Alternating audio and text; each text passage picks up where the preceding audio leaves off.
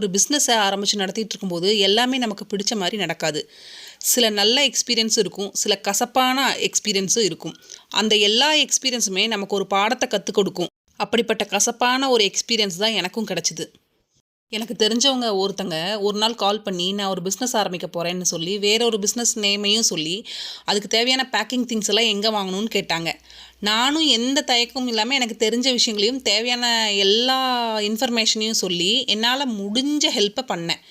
ஆனால் கொஞ்ச நாள் கழித்து அவங்களோட வாட்ஸ்அப் ஸ்டேட்டஸை பார்த்தப்போ எனக்கு ஒரே ஷாக்கு.